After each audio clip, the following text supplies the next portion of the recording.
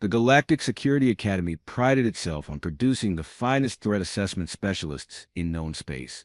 Its marble halls gleamed under artificial sunlight, and its reputation stretched across 42 star systems. Today, 217 cadets sat in the Grand Assessment Chamber, ready to prove their worth. Professor Vekrin, a towering Krelix with silver scales and 4 analytical eyes, swept his gaze across the assembled students. His reputation preceded him. In 30 years of teaching, only 12% of his ever passed the final examination. The rest washed out, their dreams of galactic security careers evaporating like morning dew. Today, Vekrin announced, his voice resonating through the chamber like distant thunder, "You face the ultimate test of your training. Before you sits a room of individuals. One among them poses an existential threat to galactic civilization. You have 45 minutes, identify the threat, justify your reasoning. Failure means expulsion." The cadets shifted nervously in their seats. This was it. Everything they had studied for 3 brutal years came down to this single moment. In the observation area sat 12 beings. They had been carefully selected from across the galaxy, each representing different species, backgrounds, and potential threat profiles. Most cadets immediately focused on the obvious candidates. There was Commander Zroth, a Valkyrian war veteran with bionic implants and a scarred face that spoke of countless battles. His reputation included 17 confirmed kills during the Outer Rim conflicts. He sat with military precision, eyes constantly scanning for exits and threats. Beside him lounged Dr. Neshin, a Yithrak biochemist, whose research into viral weaponization had been classified by 3 different governments. Her compound eyes reflected light in unsettling patterns, and her mandibles clicked softly as she waited. Then there was Kravis the Silent, a notorious information broker whose network spanned illegal markets from the core worlds to the frontier. Rumor claimed he had toppled governments with a single data leak. His expression revealed nothing. The cadets began furiously taking notes, analyzing body language, cross-referencing known threat profiles from their databases. Whispered discussions filled the chamber. Fingers pointed toward the obvious suspects. Nobody paid attention to row 3. In row 3, seat 7, sat Maya Chen. She looked utterly unremarkable, brown hair pulled into a simple ponytail. Casual civilian clothes, consisting of worn denim and a faded jacket. No visible weapons. No augmentations. No distinguishing features beyond a slight smile that never quite reached her eyes. She appeared to be in her mid-20s, though with humans it was always difficult to tell. Her species file listed her as Terran, human, from Earth, a backwater planet that had only achieved faster-than-light travel. 40 years ago, humans were considered technologically primitive, politically fractured, and largely irrelevant to galactic affairs. They had no major military victories, no advanced weapons systems, no notable scientific breakthroughs that threatened established powers. Maya sat perfectly still, hands folded in her lap, watching the cadets scramble to identify threats. Occasionally, that small smile flickered across her face. Cadet Thorin, a promising young Drexian with golden fur and keen analytical skills, stood first to present his findings. He had been top of his class for 2 years running. Everyone expected brilliance. "The threat is clearly Commander Zeroth," Thorin declared confidently. His military background, combined with his known association with fringe militant groups, makes him the logical choice. He possesses both the skills and motivation to cause significant harm. His bionic enhancements include weapon systems that violate 3 galactic treaties. I recommend immediate detention and neural screening. Professor Vekrin's expression remained neutral. Noted. Next, Cadet Silith, a brilliant Corthanian strategist, stepped forward. Her holographic display showed complex biochemical models. "I must respectfully disagree. Dr. Neshin represents the true threat.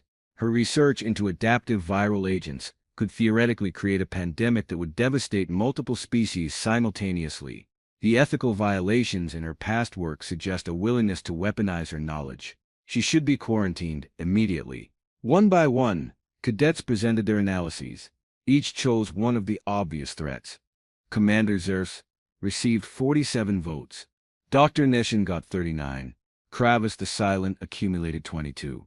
Various other dangerous-looking individuals in the observation room collected the remaining votes. Except for one, Maya Chen, the unremarkable human in row 3, received exactly 0 votes. Not a single cadet considered her worth mentioning. Why would they? She was nobody. Nothing. Just another civilian filling space in the assessment room. When the last cadet finished presenting, Professor Vekrin slowly walked to the front of the chamber. The silence grew heavy. His 4 eyes swept across the assembled students, and something that might have been disappointment flickered across his scaled features. "You have all failed," he said simply. Gasps erupted throughout the chamber. Cadets looked at each other in confusion and growing panic. Failed? How? They had identified numerous legitimate threats, cross-referenced their databases, applied their training perfectly. The true threat, Professor Vekrin continued, gesturing toward the observation room, sits in row 3, seat 7. Every head turned. Every eye focused on Maya Chen, the unremarkable human. To nobody. Maya's smile grew slightly wider. She stood up slowly, stretching as if she had been sitting too long. When she spoke, her voice carried clearly through the chamber despite its softness. "Took you long enough, Professor," Cadet Thorin sputtered. "That is absurd. She is just a human. They barely have functional space travel. What possible threat could she pose?" Maya turned to face the cadets directly. That smile never wavered. "You want to know what makes me dangerous? It is not weapons, not bionics, not even knowledge, though I have plenty of that. What makes me dangerous is something far more terrifying." She paused, letting the tension build. "I am patient." Professor Vakrin nodded slowly. "Explain for the class, Miss Chen. They need to understand their failure." Maya walked forward, her movements casual but somehow predatory. Every cadet felt their heart's rate increase. How had they missed this? "You looked for obvious threats," Maya began, her tone almost conversational. "Big weapons, scary reputations, visible danger. You were trained to identify immediate tactical concerns. But the beings who change history, who topple empires, who reshape civilizations, they do not announce themselves. They do not look dangerous. They look like everyone else. They blend in. They wait. They watch. They learn." She stopped at the railing separating the observation area from the assessment chamber. "Humans learned patience over millennia of evolution. We are endurance predators. We do not have the claws of the Krallics. We do not have the venom of the Ythrak. We do not have the strength of the Valkyrians. But we can wait. We can plan. We can adapt. And when we move with such precision that you never see it coming." Cadet Seelith found her voice. "But you have no resources. No military. No advanced technology. What could you possibly accomplish?" Maya laughed. It was not a pleasant sound. It reminded several cadets of breaking glass. "I have been on this station for 3 months. In that time, I have befriended 47 staff members. I know the shift schedules of every security team. I have access codes to 70% of restricted areas, gained through nothing more than friendly conversation and careful observation. I have identified 14 critical infrastructure weaknesses that your vaunted security systems completely missed." She pulled a small data chip from her pocket, holding it up to the light. "This contains complete schematics of your station defense grid, financial records showing embezzlement by 3 high-ranking officials, and personal communications that would cause a diplomatic incident involving 9 different species. I obtained it all without breaking a single law. I was never somewhere I was not supposed to be. I never hacked a system. I never threatened anyone. I just paid attention. I just waited. I just talked to people and made them trust me." The chamber had gone completely silent. Every cadet now understood their terrible mistake. "Commander Zerzralf," Maya continued, her voice dripping with sarcasm. "He is loud, obvious. Security tracks his every movement because he looks dangerous. Dr. Neshin, her research is monitored by 6 different agencies. They watch everything she touches. Kravis the Silent, intelligence services, have infiltrated his network so thoroughly he cannot sneeze without 17 Germans knowing about it." She pocketed the data chip again. "But me? I am just a human, just a nobody from a backwater planet." I smile. "I am friendly. I ask innocent questions. And nobody, absolutely nobody, considers me a threat. That is what makes me the most dangerous person in this room." Professor Vikran stepped forward. "Miss Chen is, in fact, a consultant for galactic security intelligence. She specializes in infiltration analysis. Over the past 5 years, she has successfully penetrated 42 supposedly secure facilities, including 3 military installations, 7 government headquarters, and the personal residence of the Galactic Council Prime Minister. She has never been caught. She has never needed to use violence. She simply waits, observes, and exploits the one vulnerability that no security system can patch. What vulnerability? Thorin asked, his voice barely a whisper. Maya smiled that cold smile again. Trust. Everyone wants to trust the friendly face, the helpful stranger, the unassuming civilian who just seems nice. You are all trained to identify wolves. But I am not a wolf. I am a virus. By the time you realize I am there, it is already far too late. The assessment chamber remained silent. 217 cadets sat with the crushing weight of their failure pressing down on them. They had spent 3 years learning to identify obvious threats, while completely missing the most basic lesson of all. The most dangerous threats do not advertise themselves. They sit quietly in row 3, wearing unremarkable clothes, sporting forgettable faces, waiting for everyone to look the other way. Professor Vekrin allowed the silence to stretch until it became almost unbearable. The cadets squirmed in their seats, each one processing their catastrophic failure. Some looked angry, others appeared devastated. A few seemed to be having fundamental realizations about everything they thought they knew. This examination, Vekrin finally continued, was designed to teach you the most important lesson of threat assessment.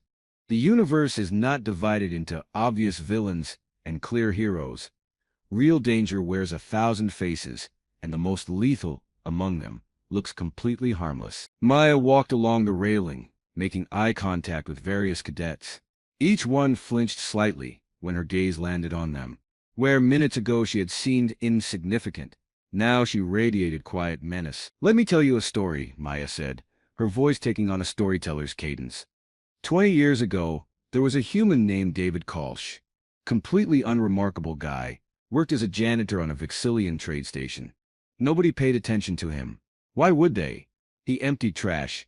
He cleaned floors. He smiled and nodded, and was always so very helpful. She paused, letting the tension build. David Kolsch worked that station for 3 years. In that time, he carefully observed security protocols. He noted which inspectors were lazy, which guards skipped their rounds, which officials took bribes. He befriended dock workers and listened to their complaints about cargo manifests. He was so friendly, so trustworthy, so utterly forgettable. Then one day, an entire shipment of advanced military weapons simply vanished. 200 tons of plasma rifles, shield generators, and tactical equipment, all gone without a trace. The Vexillian government launched a massive investigation. They interrogated dock workers, security personnel, and shipping companies. They reviewed months of security footage. They found nothing. Maya's smile widened, because they never looked at the janitor. Good old David.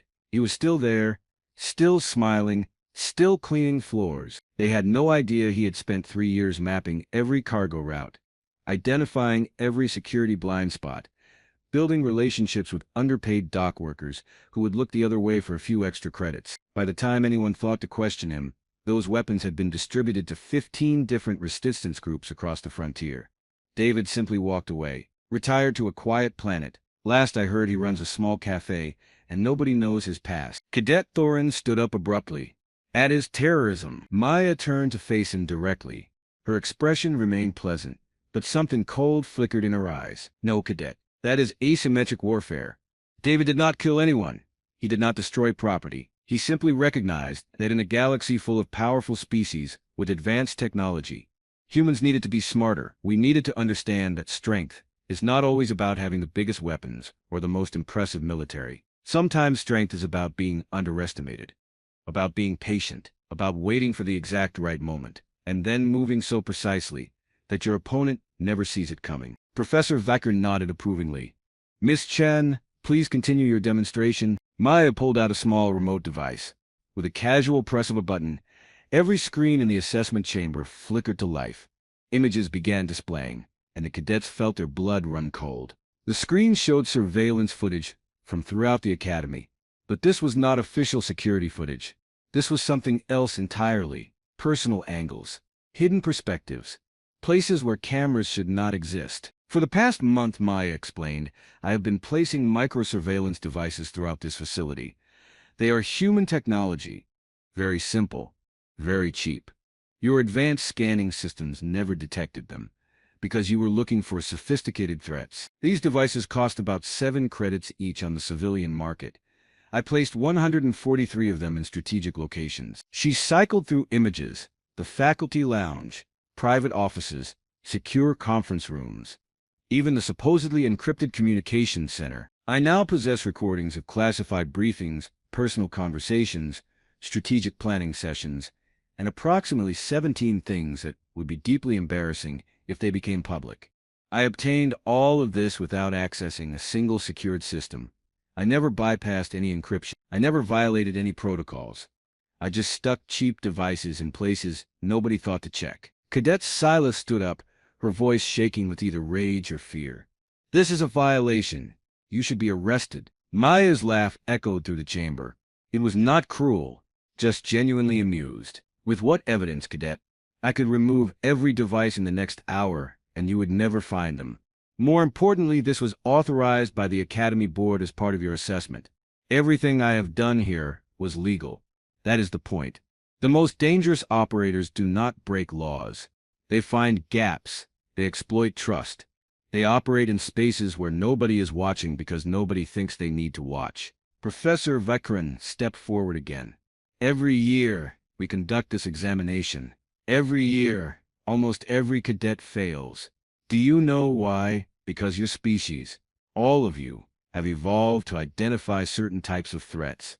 Big predators, obvious danger, clear enemies. But humans evolved differently. They evolved to be the underestimated predator.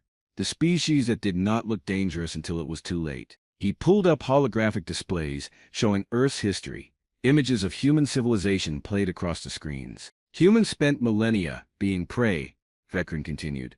They were not the strongest, not the fastest, not the most naturally armed, but they survived by being smarter, by planning better, by working together in ways that confounded their enemies.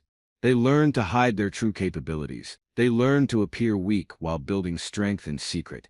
They learned patience. Maya walked back to her seat in row 3 and sat down casually, as if this entire demonstration had been nothing more than a minor inconvenience. The galaxy considers humans primitive, she said softly.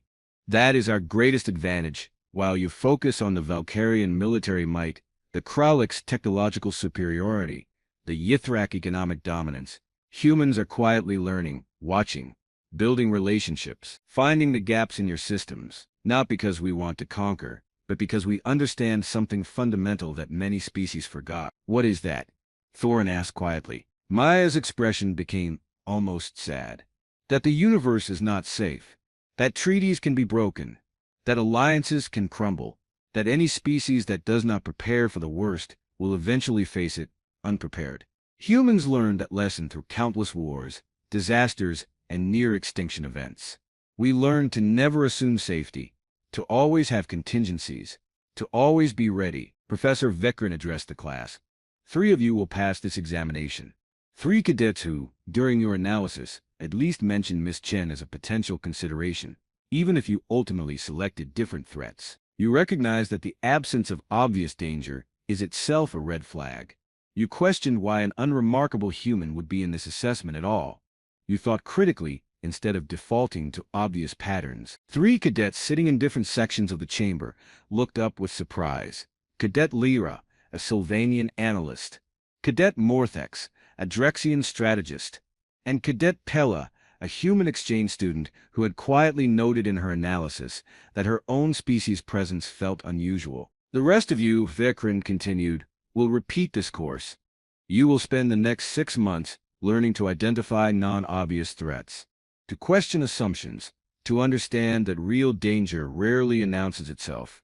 You will study human history, human tactics, and human psychology. Because if you cannot identify a single human consultant sitting in plain sight, how will you ever protect the galaxy from actual threats? Maya stood up and stretched again.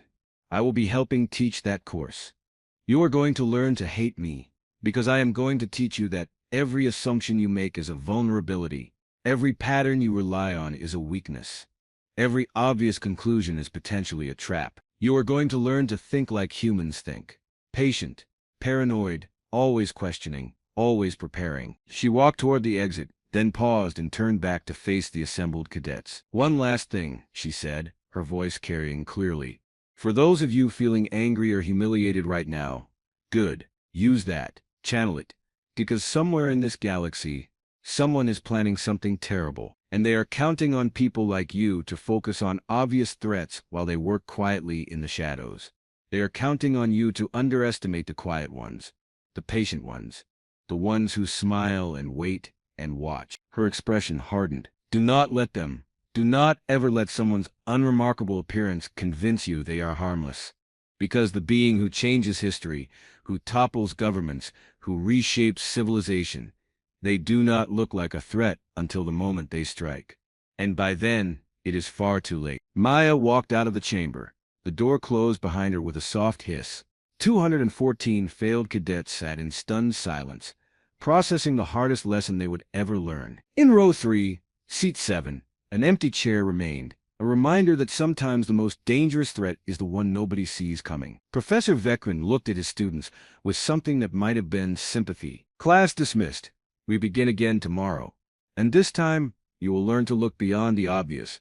You will learn to fear the quiet ones. You will learn why humanity, despite all appearances, is never to be underestimated. Because they are patient, and patience, combined with intelligence and will, is the most dangerous weapon in the known universe." The cadets filed out slowly, each one glancing nervously at row 3 as they passed. That empty seat would haunt their dreams for months to come. Somewhere in the facility, Maya Chen sat in a small office, reviewing the assessment footage and planning next year's examination.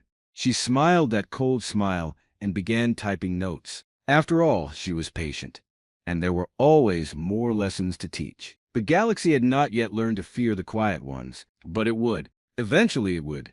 Claude is AI and can make mistakes. Please double-check responses.